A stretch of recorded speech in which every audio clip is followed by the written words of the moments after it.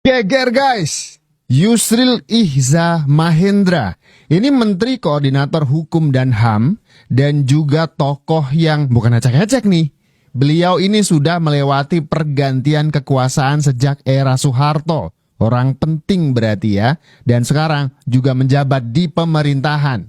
Yusril ini bilang Indonesia memang sengaja dijegal agar tidak maju. Waduh. Kita udah ganti 8 presiden loh Pak Yusril. Kok baru buka-bukaan sekarang? Ini siapa yang menjegal kita Pak? Dan kenapa kita nggak bisa melawan balik? Tonton sampai habis teman-teman. Video ini kita akan ungkap. Kita bahas fakta yang dibongkar sama Pak Yusril ini. Jangan di skip. Orang-orang barat itu tidak akan pernah mau Indonesia itu mampu menjadi negara yang masuk ke era teknologi. Kritik The Economist kemarin tentang ekonomi Indonesia, saya baca berulang-ulang, ujung-ujungnya ya mau mengembalikan kita seperti era Pak Harto. Akhirnya bangsa kita ini hanya jadi bangsa pengekspor bahan-bahan mentah Sapi perah yang ya. nilai ekonominya tidak sebanding ketika sudah menjadi produk mesin dan teknologi di zaman modern sekarang. Akhirnya cuma mau itu aja. Ya. Saya pengalaman betul pada waktu Pak Harto, hampir kita ini sudah menjadi the Asian Tiger tahun 97. Kekuatan ekonomi terpenting di Asia pada waktu itu. Karena Pak Harto bisa naikkan pertumbuhan ekonomi sampai 8% pada waktu itu. Mereka tidak suka. Digoncang kita dengan mata uang, berantakan semua.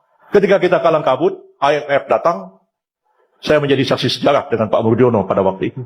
Bagaimana IMF mengatakan kami akan membantu Indonesia. Kita itu ibaratnya bayi lahir nggak dewasa masuk inkubator. Ya, dia akan bantu kita, tapi dengan beberapa permintaan.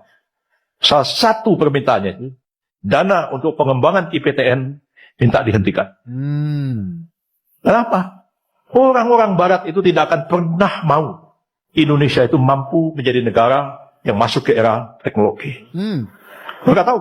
Kalau IPTN itu dikembangkan terus, Indonesia akan bisa, mungkin hari ini kita sudah bisa bikin pesawat tempur sendiri. Wow. Mereka nggak mau.